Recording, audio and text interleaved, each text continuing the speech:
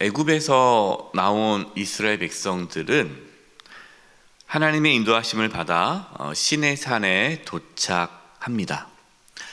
시내산에서 약 1년간 머물면서 하나님의 말씀을 듣죠.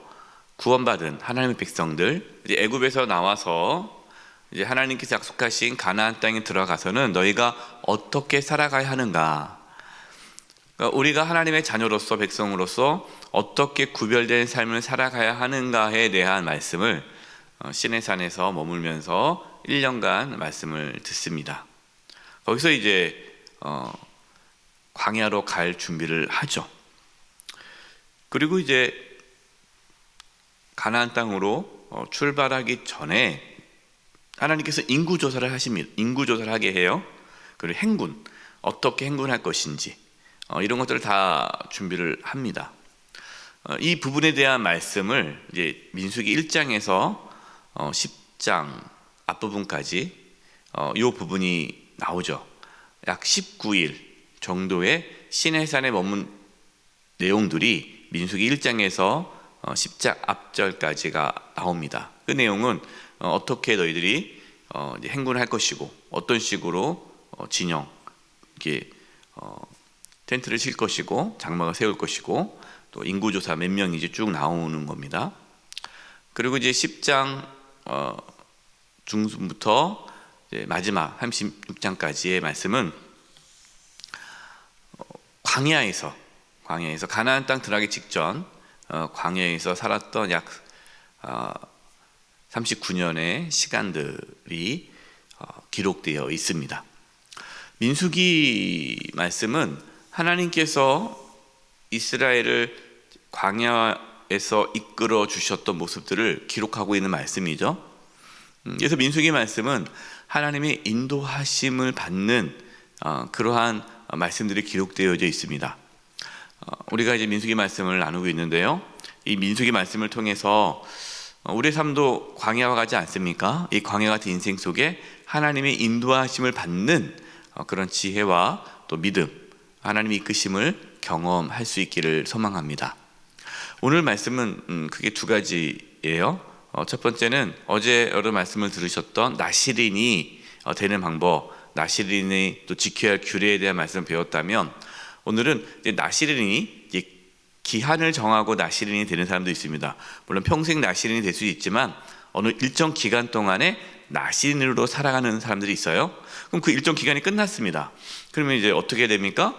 다시 나시린이 아닌 일반 하나님의 백성으로 살아가야 되는데, 그걸 하기 전에 나시린이 끝나면 해야 할 제사가 있어요. 예식이 있어요. 그 부분을 어떻게 하라는 것을 말씀하시고, 또 하나는 하나님께서 제사장을 통해서 이스라엘 백성들을 축복하는 그 축복문이 나옵니다. 오늘은 그게 두 가지에 대한 말씀이에요. 자, 첫 번째로 나시린이 끝났을 경우에 이제 어떻게 해야 할 것인가에 대한 말씀이 13절에서 15절 나옵니다. 나시린의 법은 이러하니라. 자기의 몸을 구별한 날이 차면, 그러니까 나시린이 끝나는 거죠. 나시린으로서의 어떤 일정이 딱 끝나고 나면 그 사람을 회막문으로 데리고 갈 것이요, 그는 여호와께 헌물을 드리되 번제물로 1년 된 흠없는 숫양 한 마리와 속죄 제물로 1년 된 흠없는 어린 암양 한 마리와 화목 제물로 흠없는 순양 한 마리와 무교병 한 광주리와 고운 가루에 기름 섞은 과자들과 기름 바른 무교 전병들과 그 소제물과 전제물을 드릴 것이요.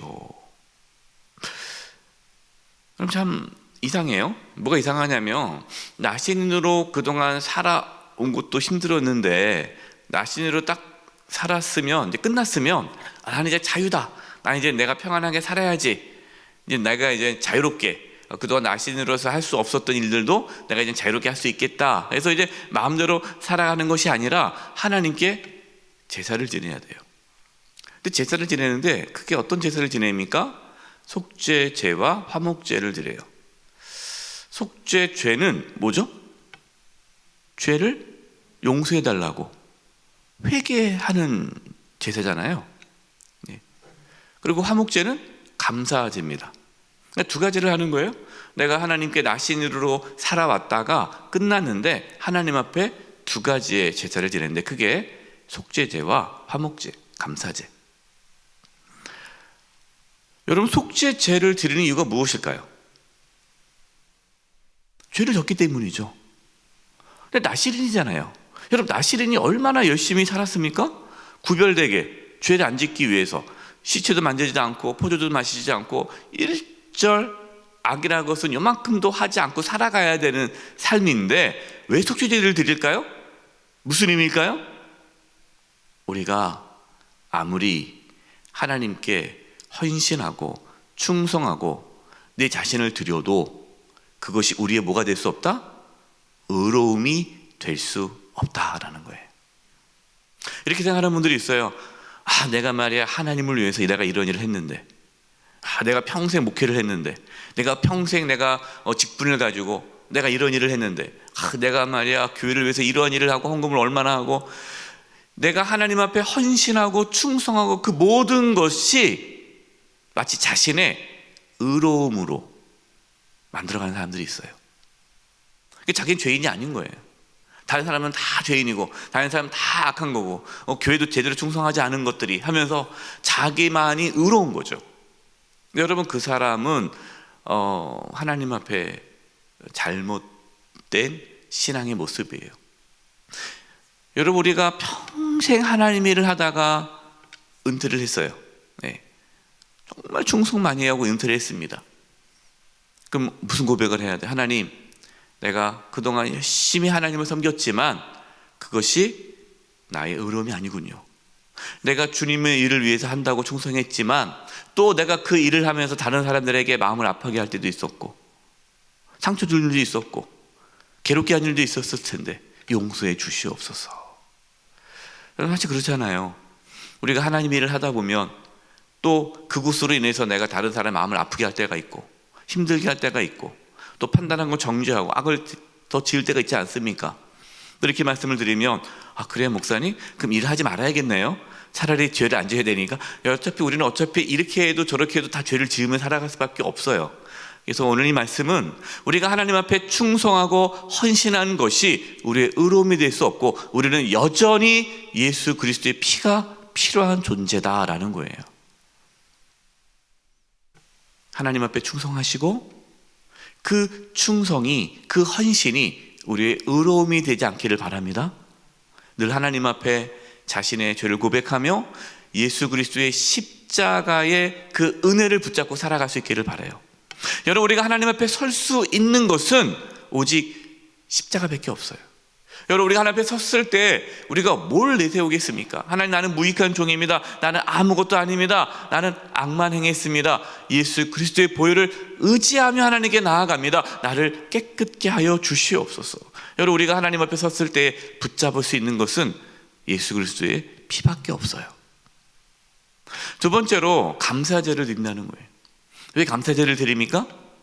내가 그동안 하나님을 위해서 헌신하고 구별된 삶을 살았던 것이 다 하나님의 은혜다라는 거죠.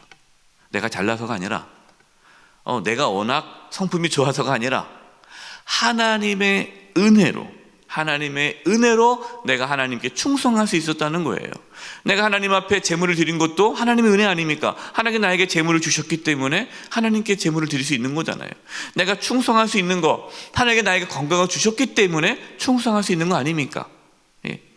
그래서 우리 사랑하는 우리 한중 직분자들, 재직들 은퇴하면 또 직분을 맡고 내가 어떠한 직책을 맡지 않습니까? 어떤 회장을 하거나 임원을 하거나 교사를 하거나 찬양대를 하거나 여러 가지 구역장을 하거나 여러 가지 우리에게 어떤 직책을 맡았는데 직책을 내려놓을 때가 또 있잖아요. 그 내려놓을 때 여러분, 우리는 무엇을 할까요? 하나님 앞에 감사한 거예요. 이상하잖아요. 내가 하나님을 위해서 열심히 살았는데 하나님께서 우리한테 고맙다고 해야 되잖아요. 하나님, 저한테 좀 고맙다고 하셔야죠. 내가 그동안 하나님을 위해서 얼마나 열심히 일했는데. 근데 그게 아니라 오히려 내가 하나님 앞에 감사한 거예요. 감사한 거예요. 그렇게 나 부족한 나를 사용해 주신 게 감사하고 나를 여기까지 인도해 주신 게 감사한 거죠. 저는 그래서 오늘 말씀을 묵상하면서 마치 은퇴식을 보는 것 같아요. 은퇴식. 이 나실인이 끝나고 이제 나실이 아닌 사람으로 살아갈 때 하나님 앞에 속죄제와 감사제를 드렸던 것처럼 우리가 은퇴를 할 때 하나님 앞에 속죄제와 감사제를 드려야 되지 않을까라는 오늘 말씀을 보는데 그런 느낌이 딱 들더라고요. 하나님, 내가 그동안 하나님 일을 한다고 혹시 죄를 지은 것은 없습니까? 용서해 주시옵소서. 하나님, 제가 이렇게 지금까지 이렇게 건강하게 사명을 감당할 수 있는 것 하나님의 은혜였습니다. 감사합니다. 그리고 나실인이 이곳으로 딱 끝나고 이제는 내 마음대로 살 수 있다, 난 자유다 하고 막 살았을까요? 그렇지 않아요. 하나님께 제사를 지내고 그리고도 여전히 물론 나실인으로서의 어떠한 일들은 하지 않지만 그래도 하나님의 백성으로 끝까지 거룩한 자로 살아가기를 하나님 앞에 결단하고 나아갑니다. 여러분, 우리가 은퇴를 합니다. 나이가 들면 은퇴를 하잖아요. 또 어떤 직책에서 내려놓습니다. 그렇다고 해서 난 이제 끝났어, 난 이제 자유야, 그렇게 해서 완전히 나아가는 것이 아니라 내가 다 모든 것을 내려놓아도 또 하나님의 자녀로서 끝까지 하나님 앞에 서는 그날까지 거룩한 삶을 살기 위해 헌신하며 나아가는 거예요. 오늘 이 나실인이 다시 기한이 끝나고 하나님 앞에 속죄제와 감사제를 드렸던 것처럼, 또 나실인이 끝났지만 여전히 하나님의 거룩한 백성으로 살아간 모습처럼 저희들 하나님께서 주신 직분 맡고 있다면 끝까지 충성하고, 또 직책과 직분이 다 끝났다면 정말 하나님 앞에 회개하고 또 감사하며 하나님의 은혜와 속죄의 은혜를 늘 기억할 수 있기를 바랍니다. 그리고 두 번째는 하나님은 이스라엘 제사장을 통해서 이스라엘을 축복하게 하십니다. 이것이 24절, 25, 26절이에요. 여러분, 이 내용이 축도문입니다.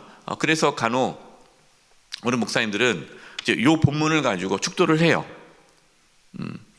축도할 때, 예배 끝나고 축도할 때에 하나님께서 제사장들에게 주신 이 축복문을 가지고 축도로 끝나는 분들도 있습니다. 가능합니다. 그래서 축도는 크게 두 가지예요. 그 중에 이제 하나입니다. 24, 25, 26을 보겠습니다. 여호와는 내게 복을 주시고 너를 지키시기를 원하며 여호와는 그의 얼굴을 내게 비추사 은혜 베푸시기를 원하며 여호와는 그 얼굴을 내게로 향하여 드사 평강 주시기를 원하노라 할지니라. 아멘. 하나님께서는 우리에게 복을 주시기를 원하실까요? 안 원하실까요? 원하신다라는 겁니다. 여러분, 하나님은 우리에게 복 주시기를 원하세요. 하나님은 안 주시려는 분이 아니라 주기를 원하시는 분이에요. 또 우리를 지키시기를 원하십니다. 그렇기 때문에 하나님, 나에게 복을 주세요, 나를 지켜주세요 라는 기도는 좋은 기도죠. 하나님의 뜻이니까. 그래서 여러분, 하나님께 주시는 복을 사모하셔야 됩니다. 기복신앙은 잘못됐어, 우리는 복을 받으면 안 돼, 너무 이것은 잘못된 또 신앙이에요. 물론 우리가 복을 위해서 하나님을 섬기는 것은 잘못된 거지만 하나님께서 우리에게 복 주시기를 원한다라는 것을 믿는 믿음은 중요한 믿음이에요. 그래서 하나님, 저에게 복 주시기 원하시죠? 저를 지켜주기를 원하시죠? 감사합니다. 하나님의 복이 없으면 저는 살 수 없습니다.